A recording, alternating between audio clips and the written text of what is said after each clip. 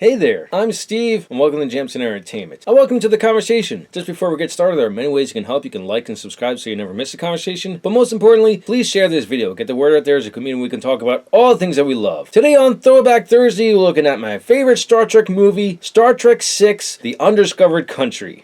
This movie is an allegory for a ton of history. Chernobyl, the fall of the Soviet Union, and a bit of American Civil War. In addition to the original cast, it's also starring Kim Cattrall, Mark Leonard coming back as Ambassador Sarek, Brock Peters, Kurtwood Smith, Christopher Plummer, Rosanna DeSoto, David Warner, he's not the same character he was in the last movie, Michael Dorn, the first Next Generation cast member to be in a movie, Christian Slater has a very small role, but he's in here, and Eman, the wife of David Bowie.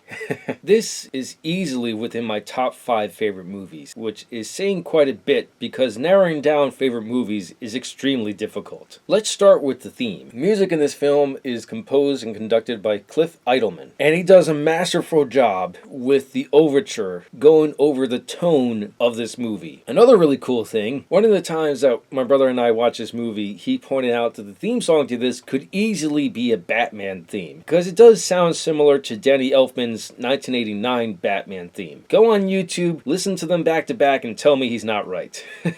The story opens up with Captain Sulu in the command of the Excelsior. They're just on a routine science operation when a huge energy wave hits them, and they have to investigate. And they find out that it's the Klingon moon Praxis that exploded. This moon is a key energy supplier of the Klingon Empire. This is the Chernobyl part of the movie. Not only in there being a resource failure, but also the response of the Klingons. They're just kind of brushing it off like, don't help us, we're okay. And Sulu's response is perfect. From there we're shown Starfleet Command convening to talk about the incident and what they plan to do about it. Spearheaded by Spock on the advice from his father. He's spoken to the Klingon Chancellor Gorkin about brokering peace and offering aid to the Klingon Empire. People in Starfleet have mixed feelings about this, specifically Admiral Cartwright and Captain Kirk. They are vehemently against this, but Starfleet in general would rather do their best to help the Klingons instead of being in all-out war with them. The reason why Kirk is against this, and I have to spoil a part of Search for Spock, when Captain Krug had Savick, David, and Spock hostage on the Genesis planet, he wanted to get technical plans of the Genesis project from Kirk, and he threatened that he would kill a hostage when Kirk didn't comply. And the first one he was going to have executed was Savick, but David intervenes, and in the struggle he has with the Klingon, he gets stabbed and dies. And Kirk, well, he famously says in a personal log, "I've never trusted Klingons, and I never will. I could never forgive them for the death of my boy." That later gets used against him in a show trial. I'm getting a little ahead of myself though. Kirk is voluntold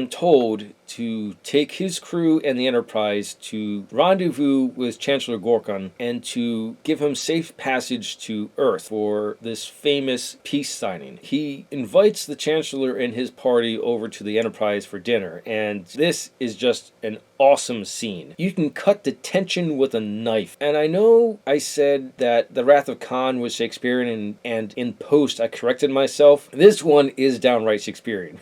A good part of the dialogue in this movie is straight up from Hamlet. There's other Shakespearean work that they quote in here, but a lot of it's from Hamlet. They're not using the quotes in the same way. For instance, Chancellor Gorkon offers a toast to the undiscovered country, where in Hamlet he's talking about death. Chancellor Gorkon is talking about the future of the Federation and the Klingon Empire. And General Chang, played by Christopher Plummer, quotes Hamlet again by saying, "To be or not to be? That is a question which preoccupies our people." There's more to it than that. I'm not going to give it away because Kirk's response to it, oh, it is such a dig.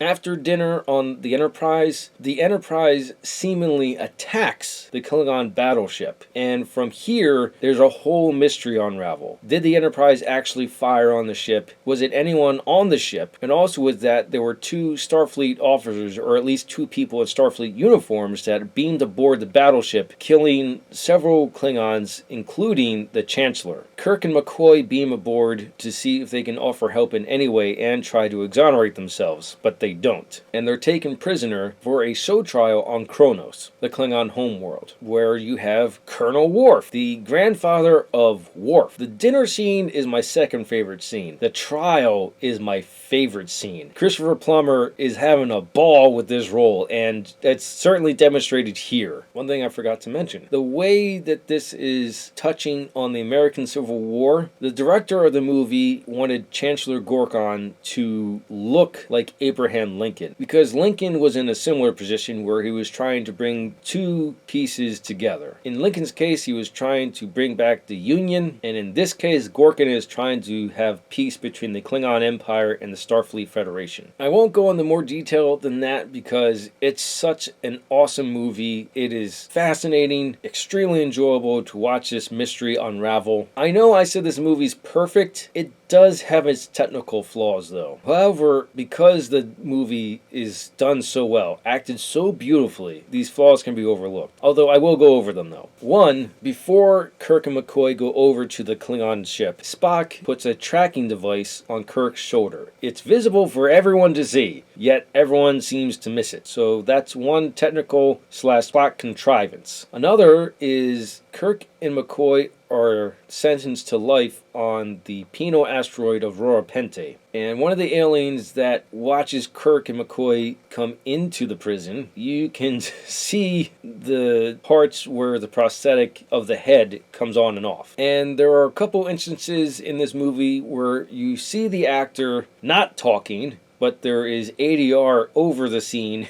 Now, it's like a split second, but it does happen a couple of times. Going to show that no movie is completely perfect, but it's perfect for other reasons. I can't recommend this movie enough. I think you could watch this on its own, but it's definitely worth watching Wrath of Khan, Search for Spock, and Voyage Home before this, because it completes the entire story. Those are my thoughts on Star Trek VI, The Undiscovered Country. Let me know your thoughts in the comments below. Thank you for watching, and live your imagination.